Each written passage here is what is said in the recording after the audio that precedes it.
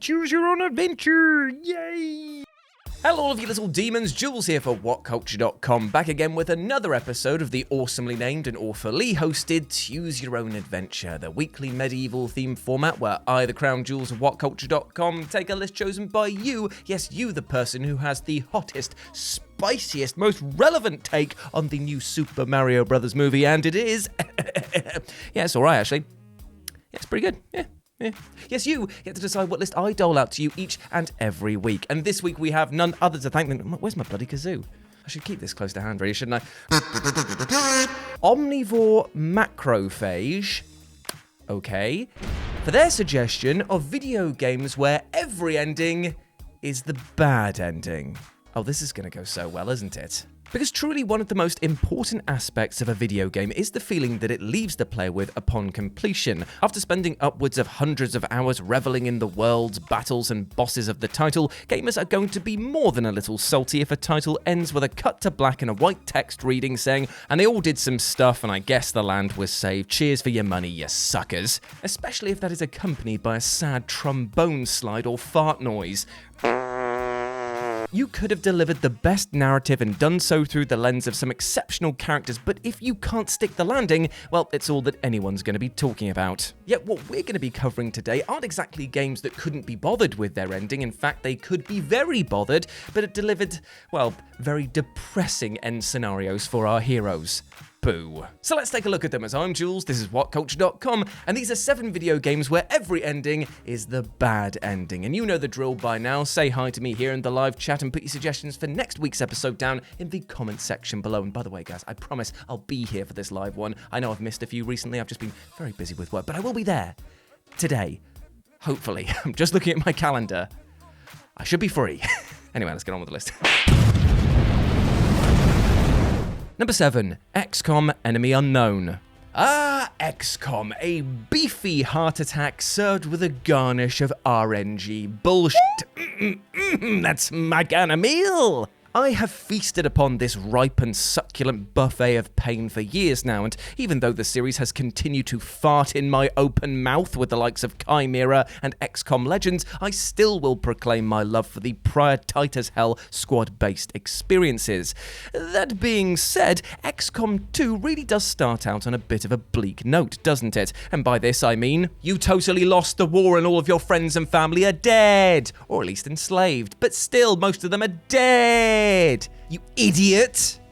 It's honestly a great starting point gameplay-wise because it means that you're on the back foot from the off, but it does paint the events of the original game in a new light, as here in XCOM Enemy Unknown, no matter whether you saved the Earth from destruction or just bought us a little more time from the alien threat, the sequel states canonically that you have done failed, my friend. And now we're all just going to deal with E.T. shoving his extra long finger right up our noses and going, nah, nah, nah, nah. Long story short, XCOM is the type of franchise to punish you for winning a game by telling you that actually no you didn't. Number 6, Dead Rising. If there's ever a gaming franchise sure to give me tonal whiplash, it is the one and only Dead Rising, which will have the player shooting a dildo cannon into the mouths of zombies 1 minute and then lamenting how man is the real enemy the next. Seriously, Capcom, pick a lane. Well, I guess they kind of did when it came to the original game's endings, because all of them were bloody depressing. Kicking things off is the out-and-out worst ending in which Carlito's bombs go off, sending the virus into the stratosphere and infecting the entire world, making for a clean-up on aisle whoops moment indeed. No better is the ending where you miss your flight out of the mall, nor when Frank gets captured by the special forces and is executed or thrown to the infected. Yet what does start to raise a few undead eyebrows is the fact that the two air quotes best endings, rank A and the overtime ending, are also extreme buzzkills. Get it? Because there's zombie wasps in this game? I wrote that thinking that would be funnier. It's not. Anyway, in the A-rank ending, the pilot Ed dies thanks to a zombie stowaway, and Frank is left without a ride or any remaining hope as a ton of zombies are shown to surround him. Which is pretty bleak, right? I mean, I thought that A, because of the fact that all of our school system has basically gone on that grading style, is meant to be good. It's meant to be good. I've got A. That's wicked. But now it's like, A, what the hell is going on here? Luckily, the game then picks up in overtime mode, but unluckily, this mode also ends with Frank breaking the story and exposing the truth about the Willamette Mall to the sound of no one caring at all and the public outcry fading after a few months and returning to the status quo. God, I tell you what, that's a little bit of satire right there, isn't it? Gee willikers, wonder what we could apply that to in our real lives. Oh, everything in our real lives, is it, Jules? Why is my voice so high? I'm not Charlie Day. Good Luigi, though. Nothing changes, nothing was done about it, and as Dead Rising 2 went on to prove, the only real change was a pharmaceutical company making bank off the supposed cure. God, blimey, gee willikers. We've already done this skip before, you know exactly what I'm saying here. Number 5, Far Cry 3. What started as a holiday for the ages became a trip to hell and back for Jason Brody and his pals, and is sure to be one that will likely see them leaving pretty bad reviews on the Rook Island's Airbnb site, thanks to drug-fueled spirit walks, attempted drownings, a ton of murder, and questionable tribal tattoos. Poor old Jason certainly will be a different type of man come the end of his time in this sunny slaughterhouse, and this is reflected in the game's endings, which, let's face it, range from being utterly terrible to completely depressing. As you fought your way up the food chain and destabilized all of the other rival powers in the area, you are then given a choice. Either spare your long-suffering girlfriend and attempt to escape captivity, or succumb to the call of the island and straight up murder her and then play a game of hide the sausage within view of her still warm corpse before then getting penetrated yourself for the privilege. I'm sorry, what did I just read? I mean, you could definitely say it was an ending. Even though you got your rocks off, you will be tombstoned straight away, so it can't really be counted as a good ending. Yet the other option is equally as bleak, as here Jason rescues his friends and escapes the island, but it's revealed to the player that he's consumed by anger and that some unknown force now resides within him. Now call me a worrywart, Dan. Jules, you're a worrywart. Oh, my feelings, Dan. How could you? But I must carry on, because this is the thing. If Jason is saying all of this stuff, right, and has been on an island where basically he's honed a kill set style skill set, yeah, I kind of worry that he's going to turn from Jason Brody into Jason Bateman very soon. Patrick Bateman. Jason Bateman's a lovely guy. Damn it. Just keep it in. Number 4, Captive Audience. The YouTuber's dream and an audience's nightmare, Captive Audience is an indie horror title that posits the player in a rather truly disturbing scenario. Here you play as Matt, a contestant, albeit a very unwilling one, of a game show that is being televised to an unknown audience around the world. Now, he ventured into this seedy underbelly in order to rescue his wife Julia, who's been imprisoned for a crime that she didn't commit. Better call the A-Team. And was told that if he could survive the show, that he'd win both their freedoms. Yet, as the tasks you are forced to complete become more and more deranged, it seems like Matt might lose his mind as quickly as he might lose his life as the star attraction, especially as a pseudo-romantic relationship is struck up between Matt and a woman called Stacy. However, what makes Captive Audience truly mean-spirited is that while the game does end in the same way, the path to get there can be tinged with even more spite thanks to a late-game choice between Julia and Stacy. You see, Matt is given the option to cancel one of them, and given the nature of the show, it's not hard to read the subtext of that choice. If Matt stays true to Julia, then Stacy will be murdered, and if Matt decides to abandon his wife, then she is informed of this decision and is seemingly killed. I say seemingly because, plot twist, it turns out that Stacy was an executive working on this show, and that all of your romance was utterly fabricated for views. It's then revealed that Julia is still alive and is now the star of the Saturday morning hour, having been drawn into the game herself thanks to a letter saying that she could save Matt from his suffering. Now, like I said, the ending of this game is technically the same, but I am qualifying it for this list because the path to get here is just different types of depressing. Either you chose to save Julia and cancel Stacy and then find out that she's been drawn into all of this and it's just an absolute nasty mess, or you can get a little extra dose of seasoning by choosing to cancel Julia, and that means that she hears your choice and is now stuck playing the game for a man who's already emotionally abandoned her. Yeah! Oh god. Oh, and also at the game's end, you're informed that Matt has been renewed for another 5 seasons. Yeesh, his suffering's only just begun. Number 3, Life is Strange. Now, the tale of Chloe and Max, also known as Life is Strange, is a wonderfully engaging title, focusing on the angst of growing up in the fringes of society, of the struggles of school and peer pressure, and of course, time-bending superpowers that will help you solve a string of murders. Yeah, that last bit really sneaks up on you a bit, doesn't it?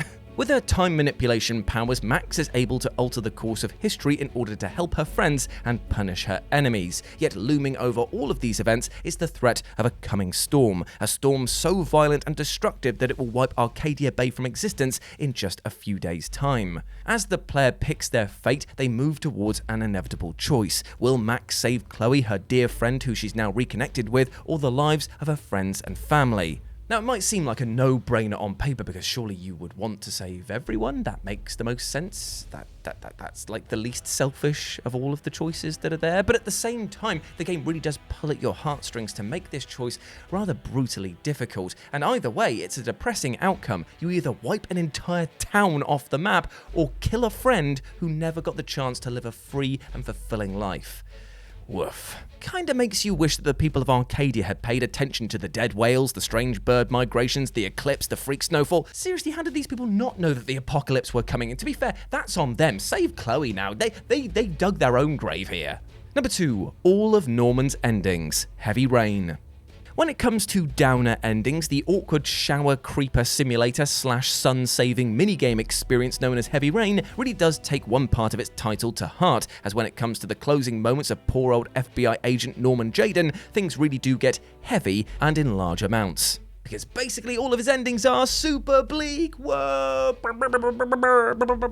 Let's give it up for Norman. Now, as it's very possible to tank a run of this game with just a few bad choices or missed button prompts, it's very easy to miss Norman's happiest ending, which for the record is about as cheery as watching your dog be put down with a brick. As here, even though he solved the case and is hailed a hero, the drug that he's been taking and the overuse of his fancy crime tech have left his mind in tatters, with him hallucinating uncontrollably and implying that this will be with him for the rest of his life. Remember, that's the happiest ending. The player can also unlock endings that see Norman overdose on tryptophan and die, or get absolutely roasted by his former colleagues for having fallen in the line of duty. Yet equally as depressing is the resignation ending, in which Norman solves the case but leaves the profession entirely to go and live a normal life. Now, this is kind of played as if it's a good thing for him that he's leaving all of this behind, but here's the problem. Is actually giving up on a profession that he is exceptionally good at a good thing? I mean, he's going to allow a ton of unsolved murders to keep happening, and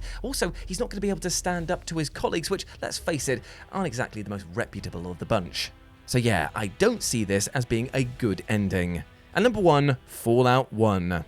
In the world of Fallout, the question of morality isn't so much black and white as much as it is an irradiated, throbbing green. Your actions will shape the world around you, but never usually for the better, as even if you do help repair social bonds, help build settlements and defeat all manner of evil, this is a franchise that is built on a foundation on the depressing idea that war never changes. What this means is that while you may leave a Fallout installment having tried your best to fix the world, it's only a matter of time before something else crushes that dream entirely, or worse, reveals that the choices you made led to long-term ills for the nation. Still, at the very start of this chain of events is Fallout 1, and you'd hope that this would mean that there'd be some respite for the player, seeing as there are so many ways in order to cock things up entirely, even though all you're meant to be doing on paper is something very simple: get water chip, bruv. You could take too long and see your home dry up entirely. You could bungle negotiations and doom other locations on your merry way, or you could just point to your home and send a rampaging mutant horde to smash things apart if you're an utter evil bastard. Yet even if you do manage to make it through the wasteland in one piece and return with a water chip, the Overseer will straight up bar you from returning, as the stink of super mutant blood and the love of the old ultra-violence is a little too much for his radish-shaped head to deal with. So all of the endings, therefore, are utterly bleak, because even if you do your best to save the community that you've grown up in and are trying to help, they'll bar you from ever returning. Cheers. This is why I don't help people out. And there we go, my friends. Those were 7 video games where every ending is the bad ending. I hope that you enjoyed that, and please let me know what you thought about it down in the comment section below. As always, I've been Jules, and you can go follow me over on the social medias, over on Twitter and Instagram, where it's @RetroJ, but the O is a 0, and you can follow lovely Dan Durkin over here. What a lovely chap he is, eh? But before I go, I just want to say one thing. Even though we detailed today about video games whose endings were downright depressing at times, let's end this video on a much lighter note by reminding ourselves that we are utter legends. We deserve love, happiness, and success. We all do as human beings, so let's try to build some bridges instead of burning them. Go out there with love in your heart for your neighbor, all right? Because you deserve it, and so do they as well, all right? Big love to you all. Take care of yourself, and I will see you next week. So long. Good night. Goodbye. I return to my crypt. It even made a nice little creaking noise then. That was good. Bye.